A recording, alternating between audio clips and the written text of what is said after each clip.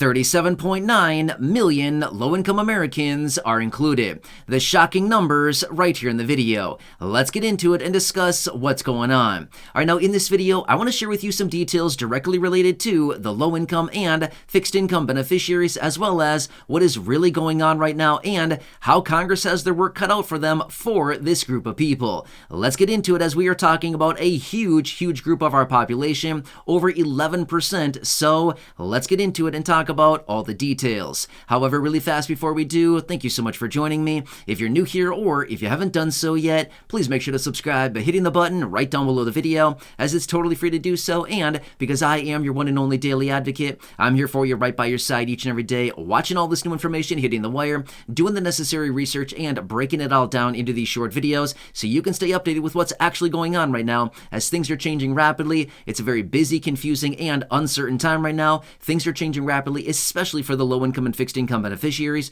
We're getting new bills, packages, and proposals out of Congress on a regular basis, and we're also getting a lot of announcements as well. So therefore, I'm here for you in any way that I possibly can be. Please make sure to subscribe down below. And again, my dedication, my commitment, and my promise to you and everybody here in the community is to be right here every single day, no matter what. All right, thanks again. Please subscribe down below, and let's get into it and talk about the 37.9 million low-income Americans and fixed-income Americans, and what all this actually means, because Congress has a lot of work ahead of them, especially to help out this group of people, nearly 40 million Americans, which, by the way, this 37.9 million people encompasses 11.6% of our population. It's a lot of people, right?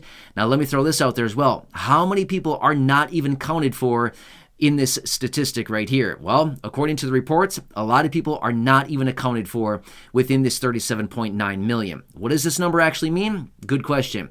This is the number of people living in poverty in America. Wow, right? That is a huge number. Now, is this something to be proud of? Depends who you ask. Realistically, no, this should not be something we should be proud of, but at the end of the day, it seems like almost something that maybe they are a little bit proud of, because if this is something that they are ashamed of, as in people in Congress and the administration and everybody like that, then why haven't they done something about it, right? That is a huge number of people, nearly 40 million people, and like I said, 11.6% of our population. I'm not sure, considering that we claim to be the richest country in the world, the most affluent country in the world, then why are nearly 40 million of our people living in poverty? You see the disconnect here? Do you see why this is such a major issue, right? So anyway, this is certainly something that Congress has their work cut out for them, and something they certainly need to focus on, because this is a major issue. And again, why I want to talk about the details here. So let me talk through this. Now, what can we actually talk about as far as the federal poverty line, as well as people living in poverty? And again, why are so many people unaccounted for when it comes to these numbers? Again, all of this was outlined in a recent report, and why I want to talk about it, because this is something we can't just ignore and be like, oh no, all this is fine. No, all is good. No, all is not good. Here's the thing. I think many of you here in the community completely understand the magnitude behind this, because I see your comments down below, and we all completely recognize the magnitude of living in poverty is not a good thing, especially right now over the last year and a half, maybe 2 years or so, when prices have continuously rapidly increased on virtually everything. Food prices are going up, shelter prices, healthcare prices, literally everything has gone up in price.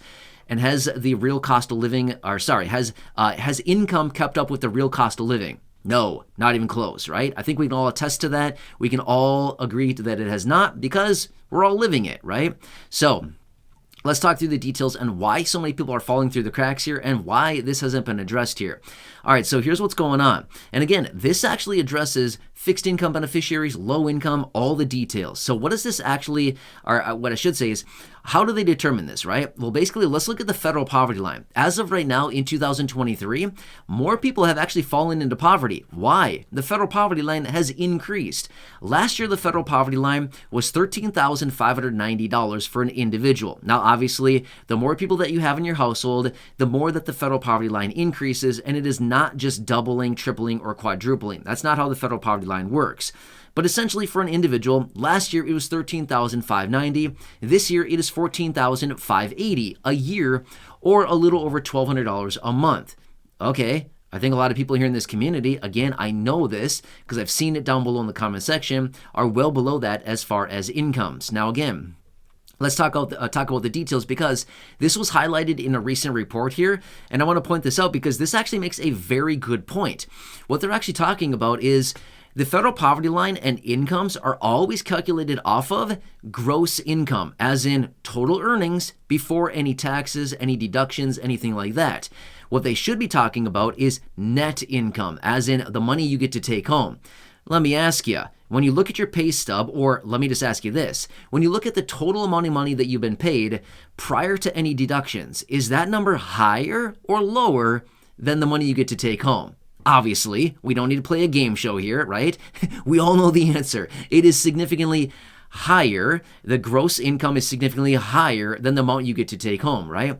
Especially if you're looking at a pay stub. Now, I'm not saying this is the case for everybody, but think of back to the days that maybe you were working and, you were getting a pay stub. You looked at your pay stub because you're excited, right? Wow, got paid today. Super excited to look at my check. You look at your check and think, wait, who took all my money? Where did it all go? There's only like $26 here, and I thought I worked a full week. Yep, you sure did. And then you go to your pay stub to investigate who took my money. Oh, wait. The federal government took about 25%. The state took another 8 to 13%. Social Security took another 6.5%. Medicare took another 3%. Oh, wow, there goes all my money, right? And then you see, oh, it all disappeared to all of these taxes. So that's exactly what they're talking about here in this report is, rather than looking at gross incomes, we should be looking at net take-home pay, because that is what people are actually living off of. Gross income, nice. It's a cool number. It's a fun number to look at, but at the end of the day, it means nothing when it comes down to the actual amount of money that people are living on. We should be looking at net income. And that's what these people are highlighting in this report that was recently released, talking about how many people are living in poverty right now. 37.9 million people, or 11.6% of the population. And again, that number, according to what they're talking about in this report, is actually significantly underreported. They're projecting that that number could be easily about 10 million people more. That's craziness, right? We're talking almost 50 million people, according to the reports here, and what they're actually suggesting. Now, again, they're saying that we don't really have the accurate numbers on this because this is just what they have reported, the 37.9 million people. But again, according to the reports here, and what they're suggesting is it could easily be 10 million people more than that they don't even know about. That's sad, right? I mean, seriously, how do they let that many people slip through the cracks here? So anyway, long story short is they're making a lot of good points here about all of this, suggesting we should actually be looking at real money that people are trying to live on here, and then figure out how many people are actually living in poverty. And they're going to clearly see that that number would increase significantly, right? A substantial increase to that, because even somebody living on fixed income benefits, for example, when you see your benefit, or you get the statement from Social Security, for example, at the end of the year, usually around December or so, the beginning of December, mid-December, sometime like that, you get the statement out of Social Security that shows your benefit next year will be, right? We all got it a few months ago, right? The end of the year 2022, we all got the statement, right? It says the whole breakdown of your benefit next year in 2023, you're going to get, and they show you this nice big number, right? Wow, I can't wait. That's a nice big number. And then you look through the details and think, oh, wait, that's before they're going to take out the $164.90 for Medicare Part B premiums and any other deductions you have. And then it's like, oh, okay, now here's how much I get to live on. Nice. That's great. That makes me super excited now, right? Not, yeah, you know what I mean? So the same thing goes with that. So even fixed income beneficiaries, you can clearly see their deductions like Medicare Part B premiums or any other deductions you might have on your fixed income benefits. You can clearly see, your gross income number, the number at the top, right? The big number that they're displaying to you is far different than it would actually be for your net income or your take home or the amount that they're going to deposit into your account or onto your Direct Express card every single month, right? I think we all know this. I don't need to sit here and reiterate this over and over again because we all know what this actually means, right? It's a lot less money. So anyway, that's what they're highlighting here in this report. And again, I thought this was very, very interesting, not only to look at the real numbers of people living in poverty, the 37.9 million people, the 11.6% of our population, but how it could possibly be roughly 10 million more people than that, pushing 50 million people here in this country. It's a lot of people. Not only that, the details of how we could actually calculate real poverty, as in how many people are actually living in poverty. And again, just talking about take home versus gross. That'd be a huge, huge difference. And that number would balloon significantly higher from the 37.9 to, well, who knows, right? I mean, it could be significantly higher than that. That is not taken into consideration. Now, like I said, the 10 million more people that they're suspecting are probably living in poverty, that's not taking into consideration the calculation between gross and take-home pay, right? That would probably add significantly more people as well to that. So they're also talking about in this report, briefly, I'll just hit on this for a second here. They're talking about other things we should probably also consider is things like healthcare costs, shelter prices, childcare costs, and all of these things like this, all of the essential, out-of-pocket expenses and things like that we probably all, have at some point. So anyway, a lot of interesting stuff here. I wanted to point this out because what does this all mean here? Let's bring this all full circle for just a second now.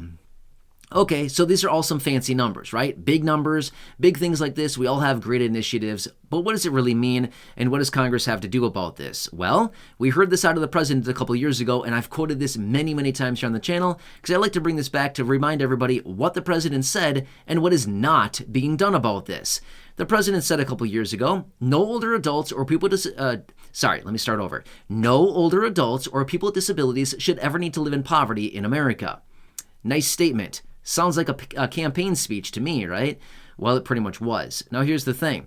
How many people are living in poverty? Well, we know the numbers because I've said them a number of times here in the video. But how many people who are maybe people with disabilities and seniors, people who are elderly as defined by the president, are living in poverty? Well, it's a huge percentage of that 37.9 million people, okay?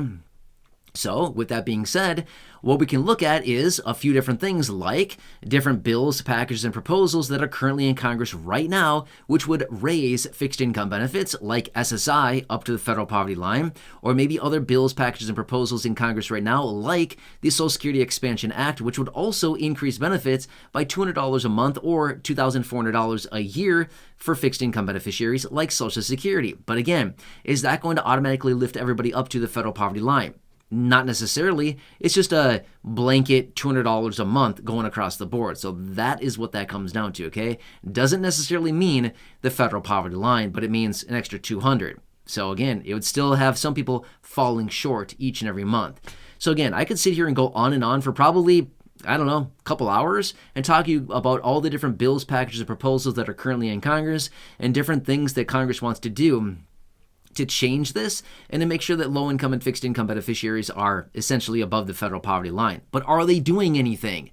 They're talking, their lips are flapping, but are they acting? Are they passing bills? Are they voting? Well, unfortunately, not yet. They're still talking. Well, again, talk is cheap, right? Just like you guys say down in the comment section. I see it down below. Talk is cheap. We'll believe it when we see it. Yep, totally true.